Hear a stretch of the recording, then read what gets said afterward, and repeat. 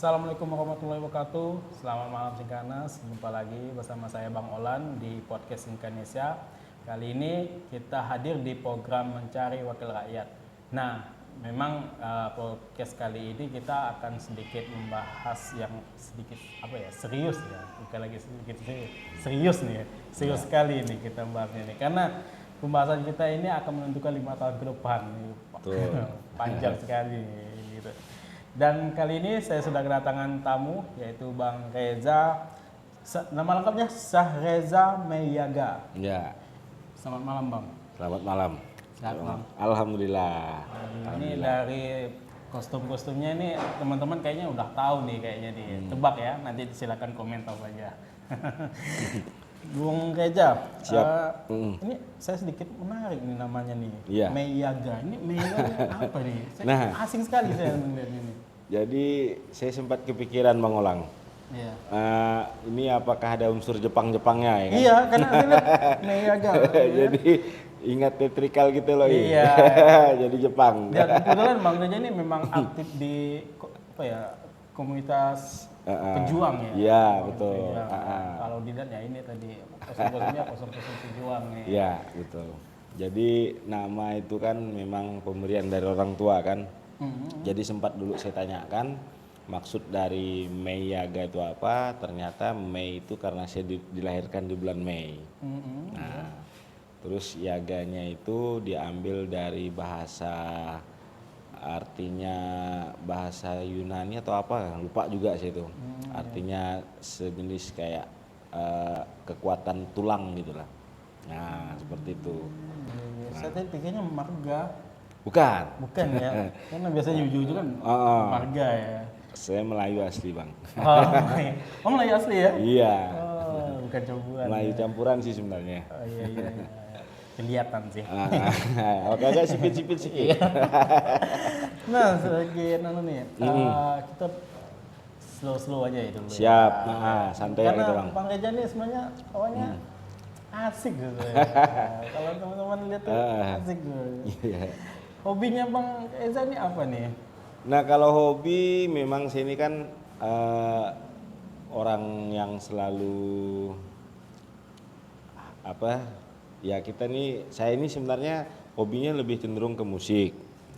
Musik. Main apa biasanya? Main keyboard. Iya, keyboardis. Tapi di sisi lain juga hobinya tuh ya sekarang nih lebih menekuni kreator. Habis itu juga kreator YouTube video. Nanti channel Bang Olan boleh boleh tag nama Reza Singkawang Bang, ya biar nanti bisa saya bantu rekomendasinya. Siap. Pokoknya lebih banyak daripada Singkanisnya ini. Alhamdulillah udah monetize ya, tapi masih tahap merintis dan membangun lah. Iya. Karena nanti bakalan mau ada bikin kelas itu enggak, monetis enggak? Wah, kalau kelas ini berat Bang.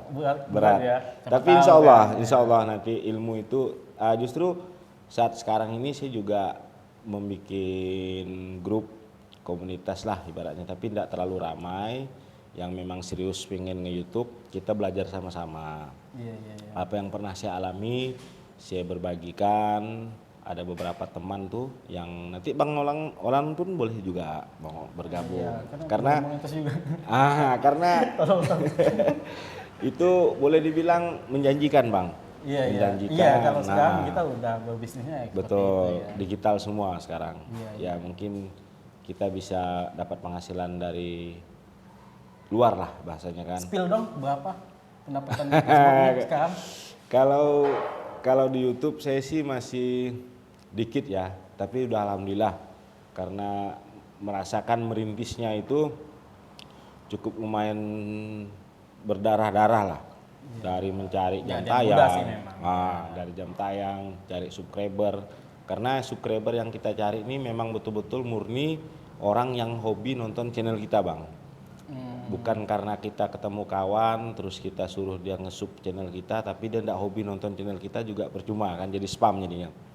Nah, jadi sementara untuk penghasilan ini masih kisaran ya 2 sampai 3-an gitulah. Oh, alhamdulillah. Nah, tapi Lumayan. kalau dilihat dari kerjanya, karena ini sifatnya seni ya, seni, terus kreativitas kita jadi asik gitu Bang.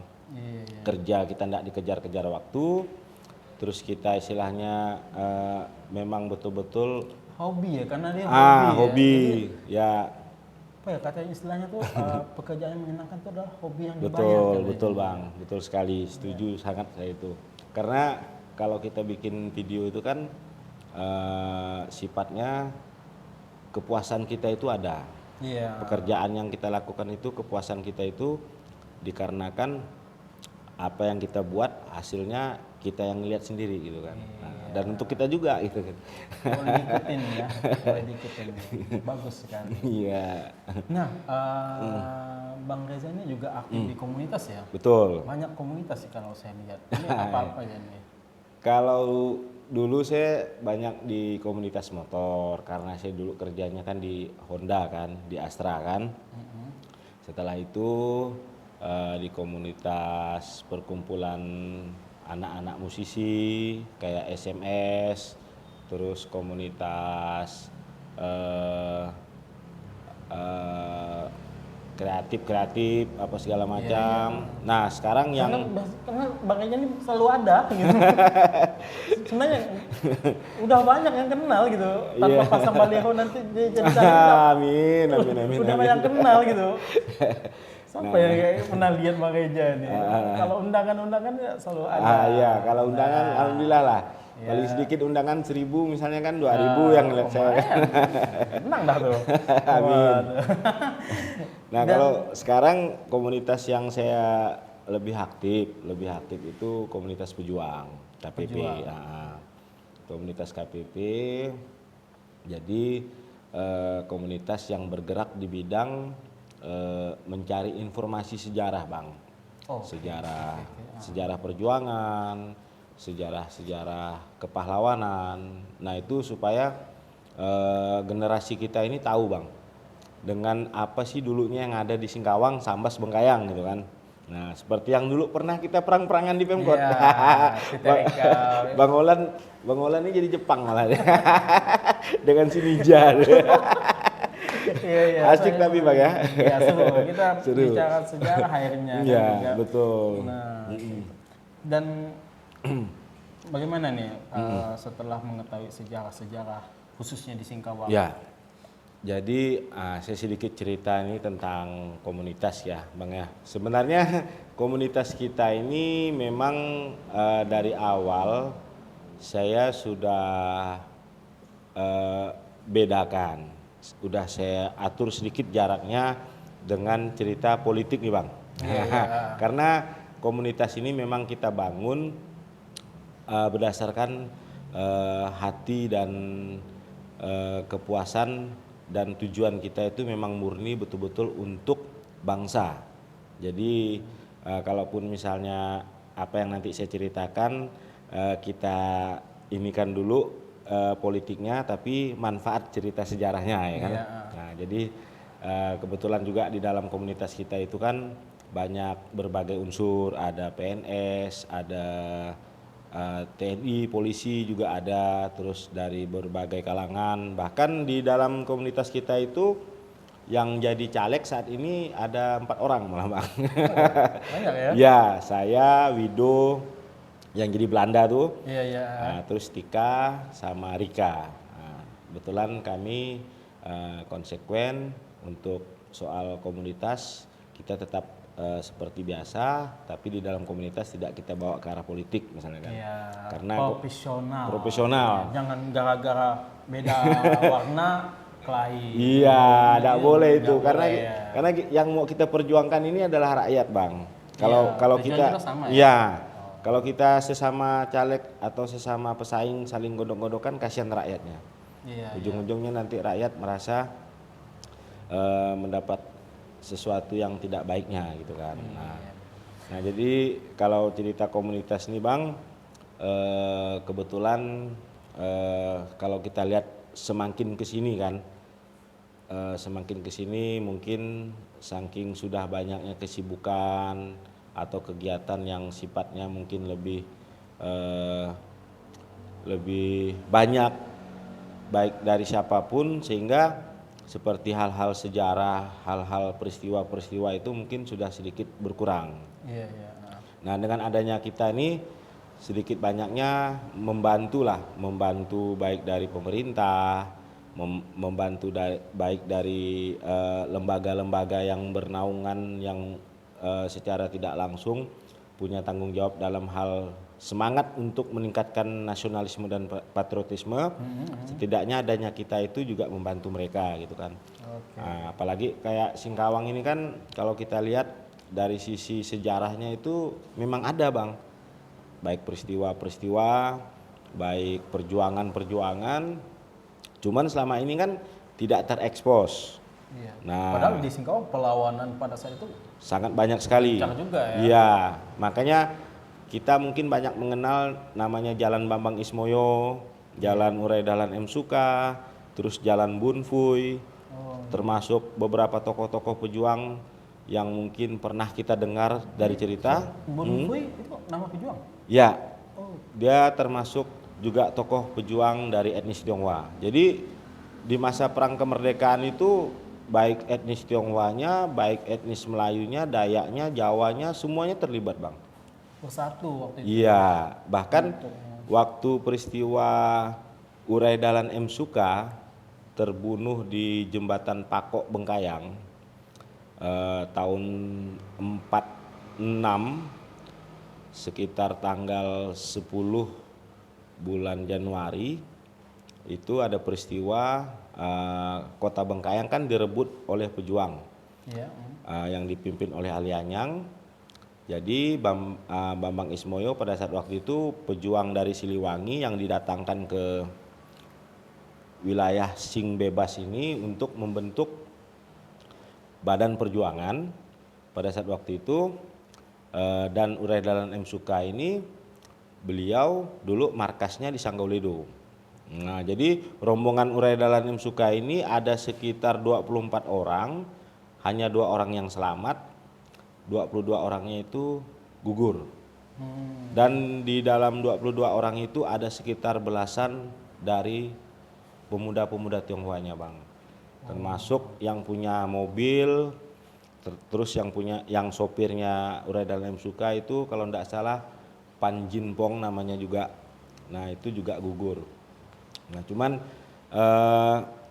peristiwa-peristiwa itu kan memang tidak terungkap secara jelas baik di sekolahan atau apa kan. Iya, iya. Tapi dokumen buku yang saya punya itu dari kakek-kakek kita yang kemarin sempat memberikan sumbangsi kepada saya, buktinya itu ada seperti itu.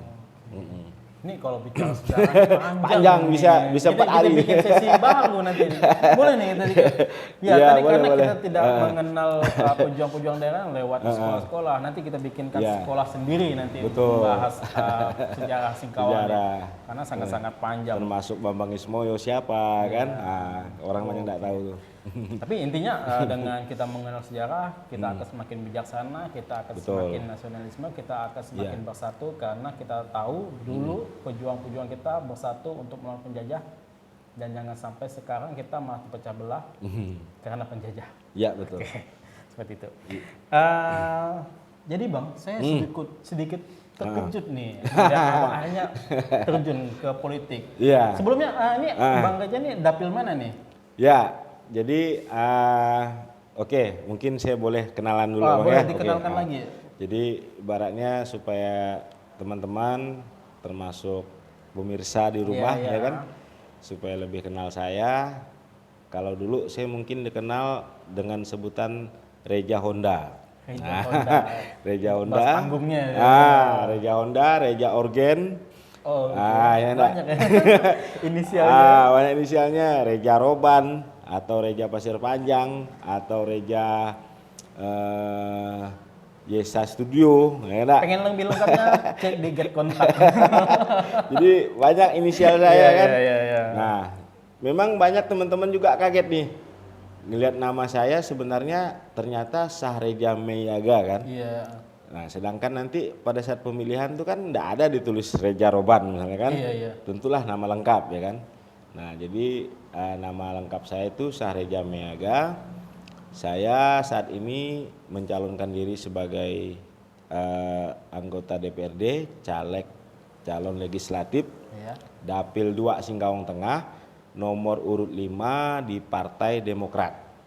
Nah, seperti itu Bang.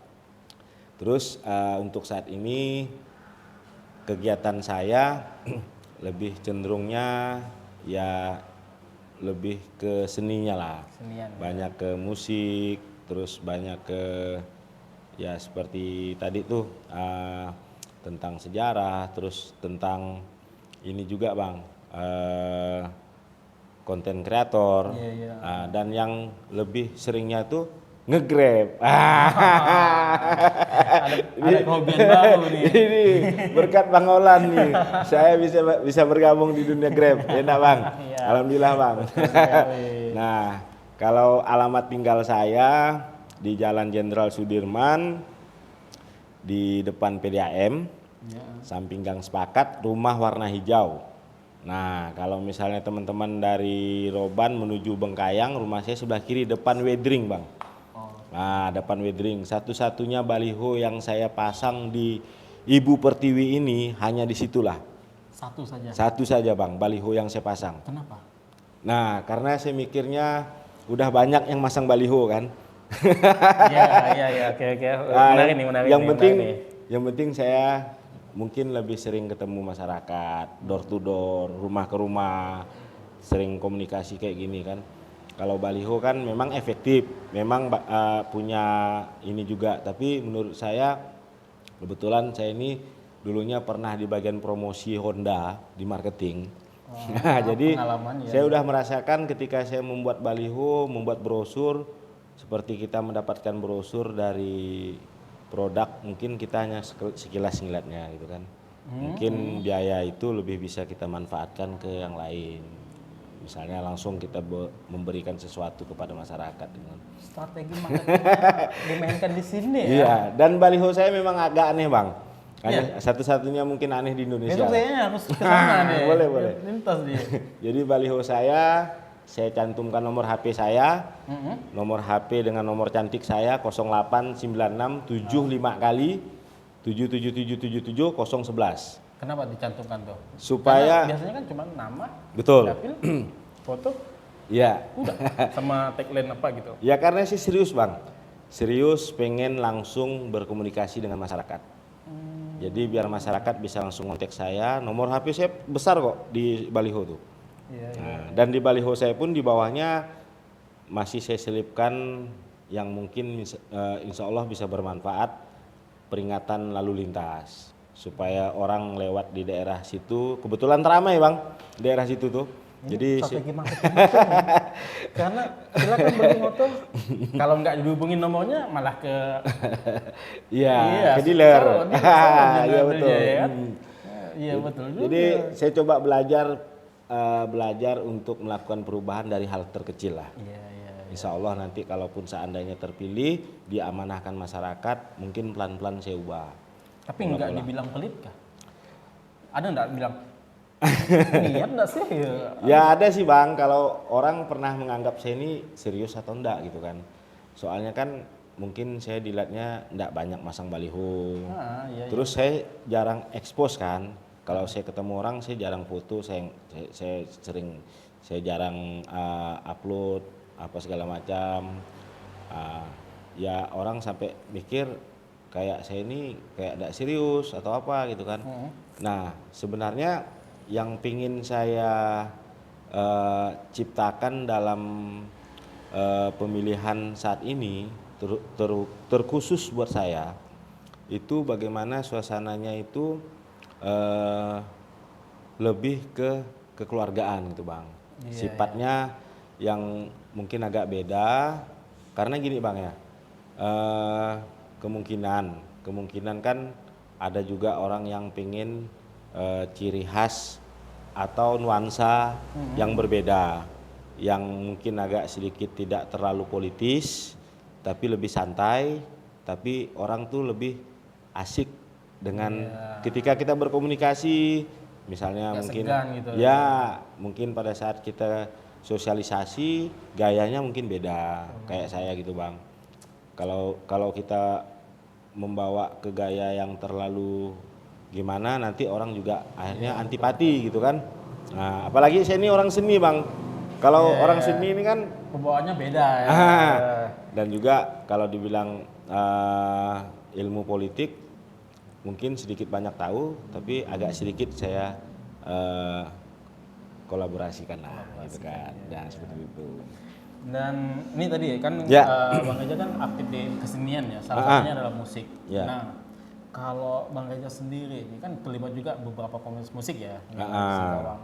Nah, problem teman-teman musik di Singkawang ini seperti apa sih? Oke, untuk masalah problem nih kan sebenarnya banyak sih Bang ya, bermacam-macam. Ada yang sifatnya pribadi, ada yang sifatnya kelompok, seperti itu kan.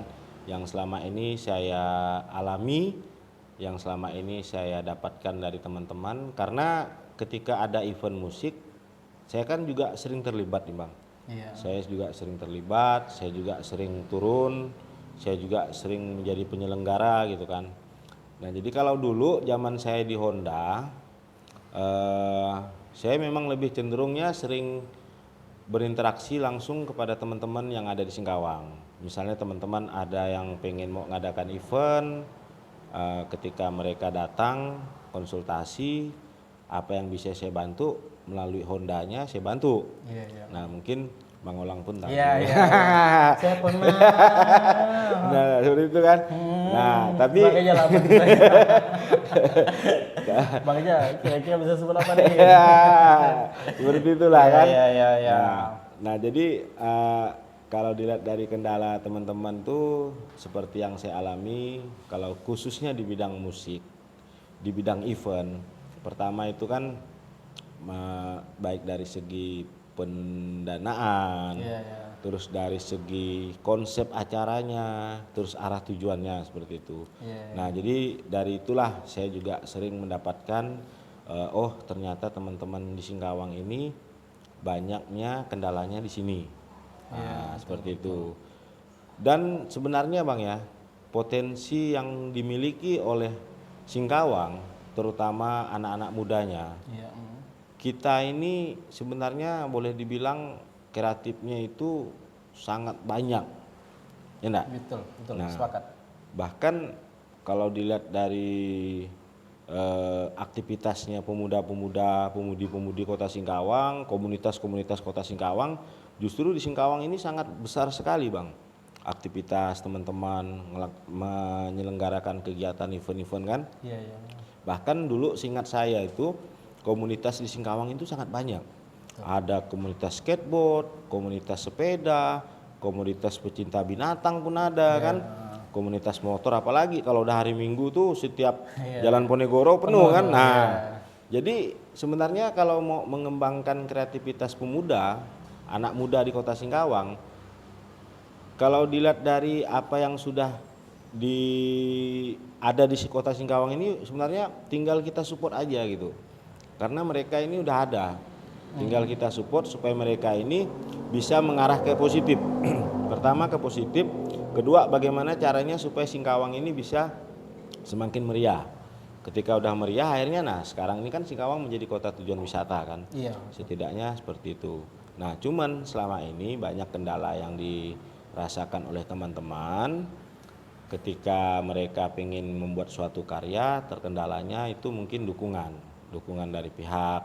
Nah, kalau mungkin dari pihak sponsor, dari pihak swasta atau pihak-pihak yang lain mungkin masih belum maksimal atau apa gitu kan. Nah seperti itulah, makanya sempat saya berpikir bagaimana nanti supaya kita ini di Singkawang ini antara komunitas dengan program yang akan digalakkan di Kota Singkawang untuk menunjang wisatanya, menunjang budaya dan keseniannya ini bisa sejalan.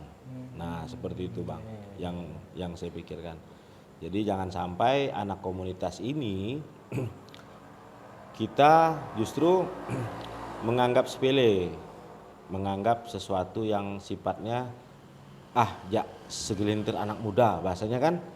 Nah, tapi ketika udah mau dekat pencalonan baru dipanggil, diajak ngumpul, diajak istilahnya ditanya kalian mau apa kan. Ada teman saya barusan curhat, Ada ya? pagi curhat ya, bahas itu. Jadi Sedih katanya. sedih kan. Nah, itu yang saya sempat kepikiran loh, kok teman-teman seperti itu sedangkan mereka memiliki jual tinggi loh Bang. Iya betul. Misalnya kreativitas mereka itu mungkin tidak bisa dilakukan oleh orang biasa, tapi mereka bisa membuat sesuatu yang lebih besar buat Singkawang. Jangan udah mau event dikumpulkan, tapi setelah event udah dilepas.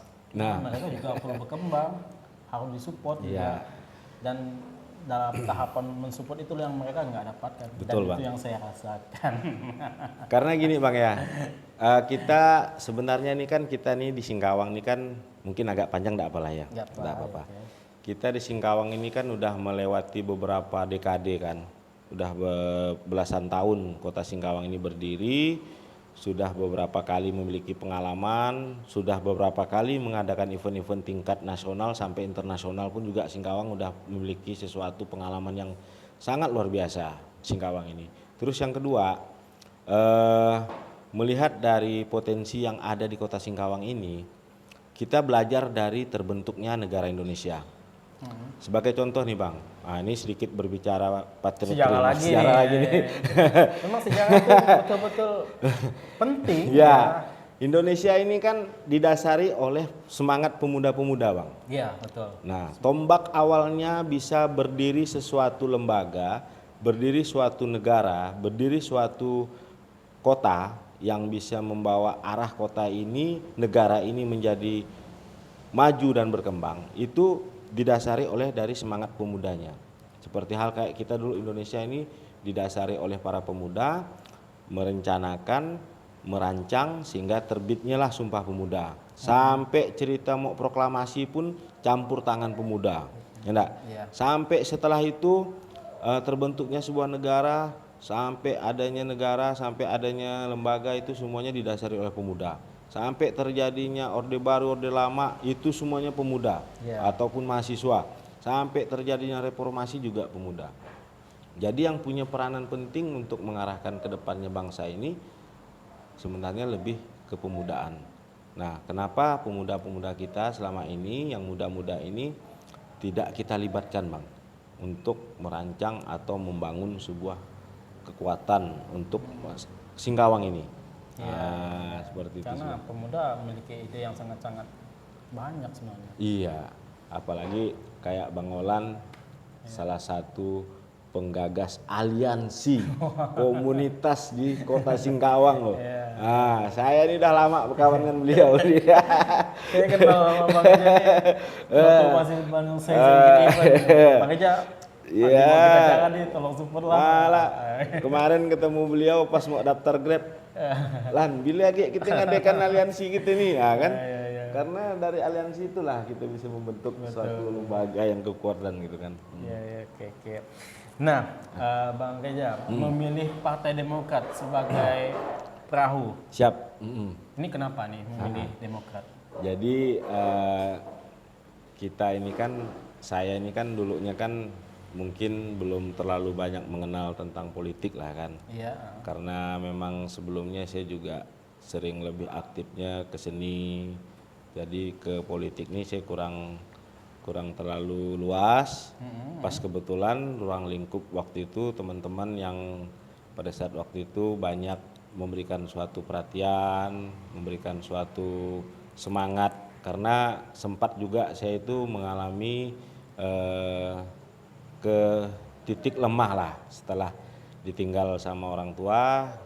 Terus teman-teman datang, pada saat waktu itu teman-teman mengajak, yuk kita coba seperti ini. Nah, kan pas kebetulan dari teman-teman itu mayoritas dari teman-teman kawan-kawan yang juga berkecimpung di Partai Demokrat seperti Pak Tambok, Pak Rudede, terus Yoris, terus Edot.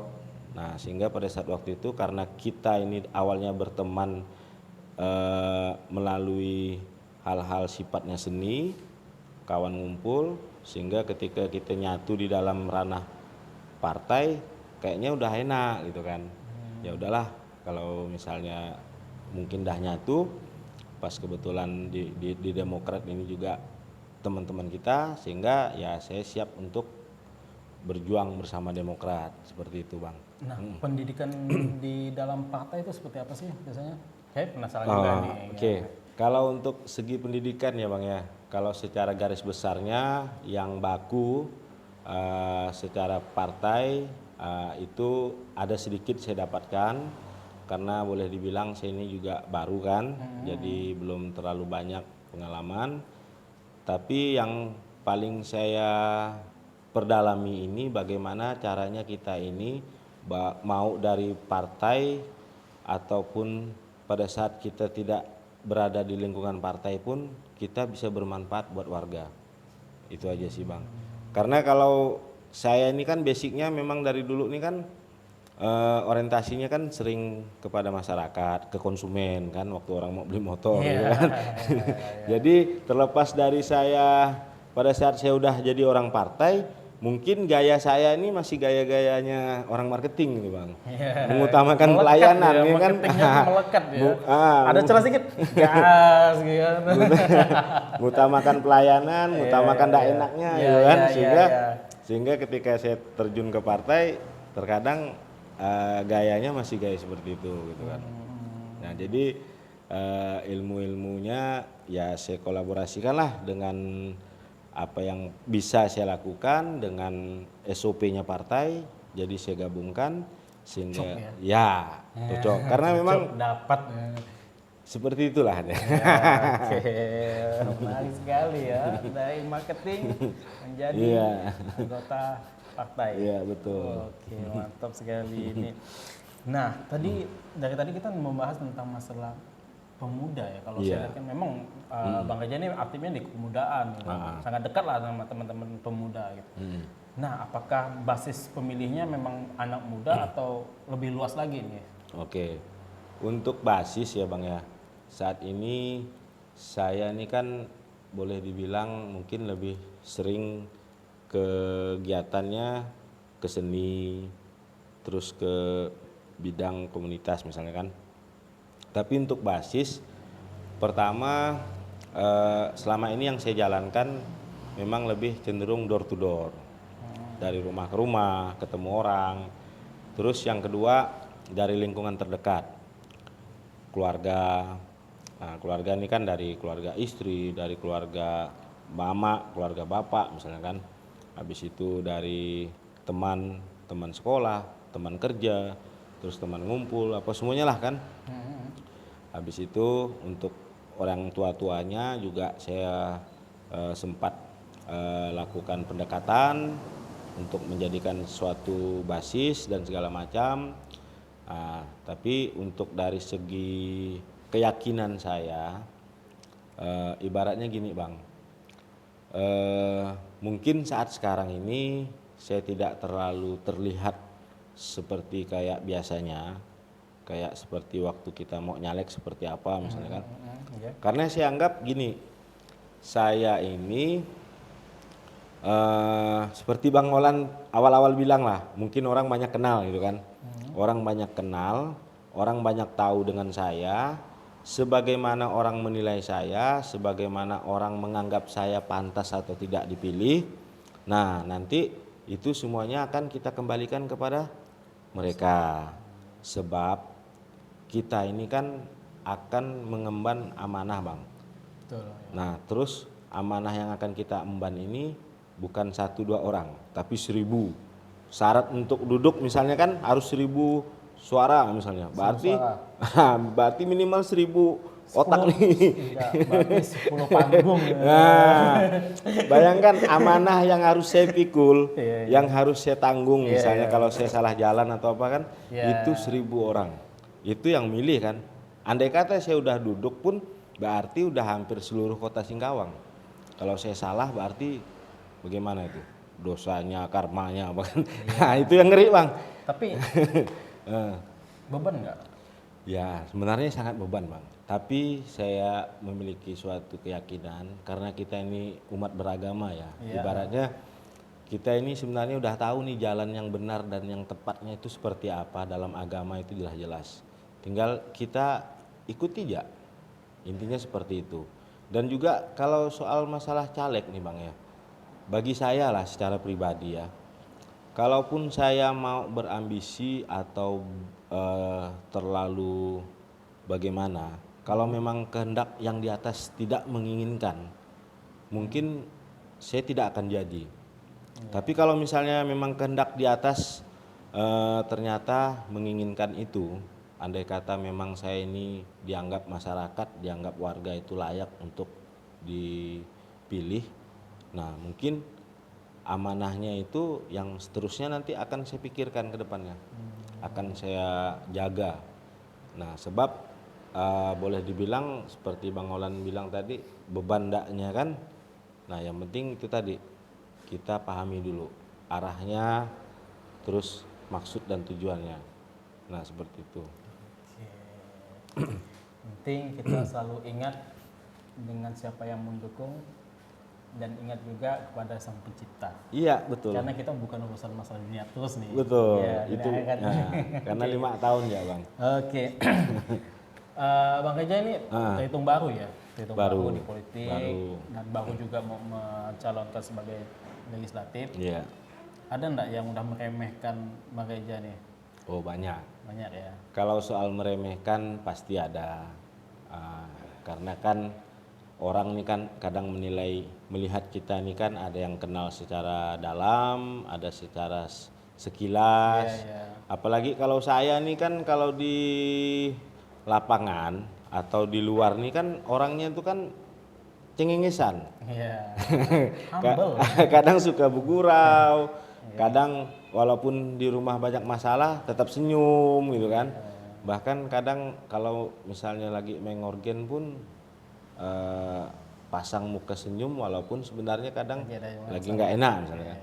Jadi orang ada juga yang mikirnya ini sebenarnya nggak cocok, nggak berwibawa lah apa segala macam gitu kan. Pasti itu udah jadi suatu kayak risiko buat saya karena memang tipikal saya kayak gini. Tapi saya dalam tanda kutip saya tidak bisa merubah tipikal saya yang dipaksa-paksakan, Bang. Tapi kalau dalam kondisi serius bisa serius. Oh bisa. Kalau mau tahu keseriusan saya, amarah saya, tanya aja mantan-mantan sales saya dulu. Tegas ya. Kalau ada hal yang harus kita tegas, ya harus kita, ada. Ya. Jadi kalau cerita tegas, mantan-mantan sales saya dulu udah tahu lah. Makanya dia takut kalau mundah Bang Reja marah, dah lah katanya. Berarti ya betul-betul gawat ya. Bagus kita lari. Gitu. Karena memang saya jarang marah, terkadang hal sepele, hal yang membuat saya kecewa walaupun tidak terlalu rugi pun saya masih belum marah sebagaimananya gitu. Nah kita ada challenge nih, karena setiap kita podcast nih kita ada challenge pada caleg-caleg ini. Kritik DPR. Gimana? Kritik DPR dong. Kritik DPR. Apa nih kritiknya nih? Ini pertanyaan yang sangat berat ini. Challenge nih. Karena nanti apa yang diucapkan sekarang, jadi ya semoga jadi nanti sebagai pengingat. Dulu pernah mengkritik dan jangan sampai dikritik hal yang sama kayak gitu. Ya. Oke. Sebenarnya sebelum saya berbicara kritik ya Bang, saya anggap baik itu DPR yang sekarang sedang bekerja, terus teman-teman yang sekarang lagi mau mencalonkan, itu sebenarnya semuanya adalah putra putri terbaik bangsa. Terlepas beliau berasal dari mana, dari kalangan apa, sampai mereka bisa terpilih menjadi anggota DPR, bisa terpilih menjadi wakil kita, berarti beliau adalah orang-orang pilihan semua Bang. Semuanya bagus, semuanya hebat. Bahkan boleh dikatakan tanpa mereka kita juga tidak akan bisa berjalan nih 5 tahunnya kan. Nah termasuk teman-teman yang caleg nih juga mereka adalah orang-orang hebat. Kenapa? Karena partai juga pasti mencarinya bibit bobotnya kan. Iya. Dah pasti oh ini orang pilihan. Makanya saya anggap semuanya ini adalah orang hebat, orang yang betul-betul menjadi pilihan. Nah, kalau soal kritik selama ini yang saya rasakan ya Bang ya. Jadi gini Bang, sebenarnya yang bisa mengkritik itu boleh dikatakan orang yang berinteraksi langsung dengan salah satu orang yang dikritik kan. Iya. Misalnya anggota dewan yang mungkin bisa mengkritik beliau tuh tim suksesnya. Kenapa tim suksesnya? Karena tim suksesnya nih yang tahu sepak terjangnya kan.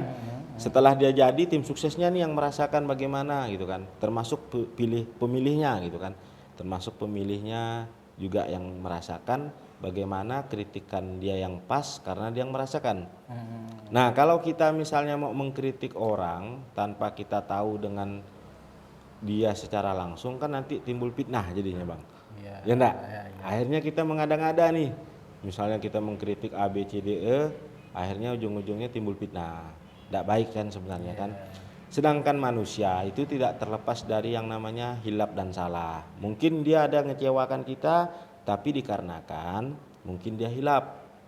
Nah, mungkin dia ada sedikit yang tidak ingkar janji atau ingkar janji sama kita ya mungkin karena dia hilap misalnya kan. Nah, kebetulan saya ini dari dulunya tidak pernah jadi tim sukses Bang. Baik itu caleg, baik itu wali kota, paling yang bantu-bantu gitulah. Misalnya kan kayak dulu ada calon wali kota minta bantu, ya saya bantu. Tapi saya tidak langsung mengatakan diri saya tim sukses, cari suara, terus misalnya apa gitu kan. Ketika dia udah jadi, apa yang saya rasakan, apa yang saya dapat, saya cuek gitu kan. Bahkan saya anggap adalah gitu kan. Nah begitu juga anggota dewan, dari dulunya saya tidak pernah secara langsung membantu anggota dewan itu menjadi tim suksesnya. Jadi ketika dia jadi, yang saya rasakan dia kurang atau lebih kepada saya pun saya anggap tidak ada gitu kan. Nah cuman kalau yang saya rasakan mungkin ya ini yang sering saya dapatkan perasaan saya secara pribadi ya. Secara pribadi ke kita. Nah sebaiknya untuk kedepannya kita lebih membawa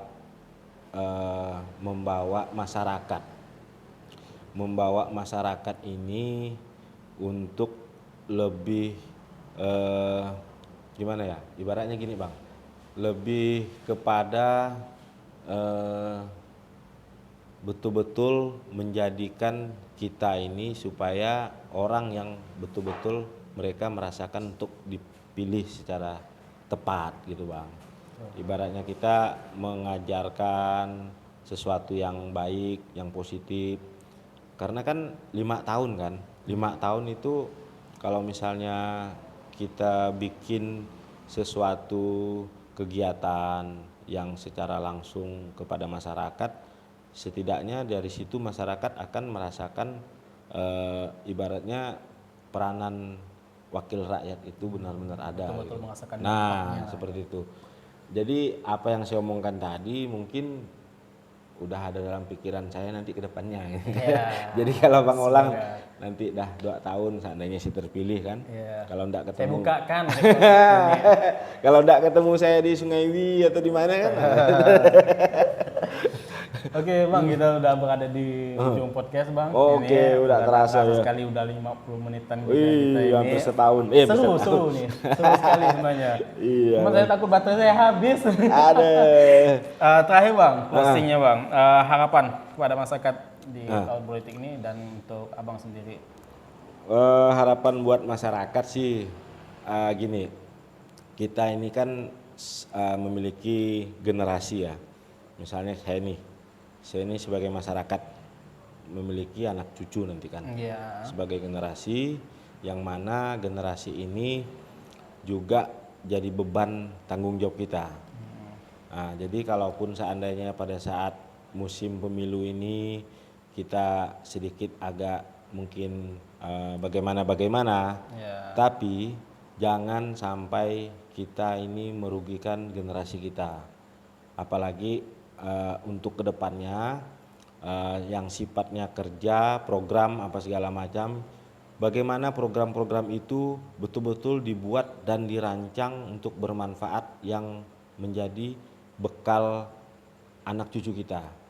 Nah, yang pertama yang mau saya tegaskan di sini adalah yang paling terpenting, karena kita ini sifatnya berbicara demokrasi ya. Berbicara demokrasi, berbicara soal keindonesiaan, berbicara nasib negara, berarti kita berbicara nasionalisme. Kalau kita udah memiliki jiwa nasionalisme, maka kita akan ingat tuh pahlawan-pahlawan yang rela mengorbankan darah nyawanya, yang dia tidak tahu nanti kalau seandainya udah merdeka dia dapat apa gitu kan. Dapat tanah kaplingan ke, dapat tanah warisan ke kan. Yang penting mereka nih berdarah-darah dulu. Nah, itu yang membuat saya ini mencintai komunitas KPP, mencintai semangat perjuangan itu karena perlakuan para pejuang itu memang sangat luar biasa. Sehingga kalau kita udah memiliki rasa seperti itu, maka otomatis kita ini akan merasakan sesuatu yang enak untuk kedepannya. Setidaknya generasi kita ini bisa menjadi lebih mapan lagi, Bang.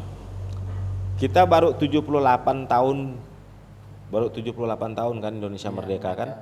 Nah, baru 78 tahun Indonesia merdeka, Hari Pahlawan aja kemarin tidak banyak yang masang bendera. 10 November. Peringatan G30 SPKI tidak banyak yang masang bendera setengah tiang menjadi satu tiang. Itu baru 78 tahun, Bang. Bagaimana nanti udah 100 tahun Indonesia merdeka? Nah, ngeri kan? Jangan dianggap sepele ya. Kalau seandainya merah putih ini tidak jadi korban. Jadi harapan kita juga, kita sama-sama nih, baik masyarakat, baik dari segi demokrasi soal pemilihan ini, kita sama-sama menciptakan sesuatu yang lebih baik. Nah, kalau misalnya kita mau menciptakan sesuatu yang lebih baik, maka dari saat inilah, saat pemilu inilah, nasib kita ini ditentukan oleh yang saat ini. 5 tahun ke depan, kalau kita salah pilih, kalau kita salah orang, nah maka keadaannya pasti akan buyar. Makanya usahakan buat pemilih, buat masyarakat, bagaimana caranya bisa menciptakan itu tadi, harapan saya sih, Bang. Terlepas bukan saya pun nanti yang dipilih, setidaknya bisa menjadi jauh lebih baik buat Singkawang. Kalau sejauh tadi saya berbincang sama Bang Reza ini, betul-betul nasionalisme itu sangat tinggi ya. Jauh pemikirannya terhadap masa depan generasi generasi selanjutnya.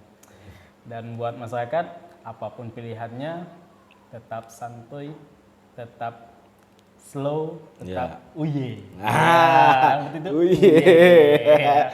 Oke, saya tutup podcast kita pada malam hari ini. Terima kasih juga kepada White House yang sudah mensupport acara ini. Buat teman-teman yang ingin ngopi, pengen santai dan pengen ngejam di sini bisa. Ya, di White House ya. White House aja. WR Supratman. Ya. Depan CV Ali. Depan CV Ali. Oke. Selamat sukses. Oke, buat sukses selalu buat Sinkanesia. Semoga Bang Olan sehat selalu dan sukses selalu beserta tim. Dan buat White House, terutama buat sahabat saya Bung Nopar, dengar-dengar beliau mau meninggalkan Singkawang. Satu kehilangan aset yang sangat berharga ya. Betul, berarti kita kehilangan WR Supratman. Oke, selamat malam, bye.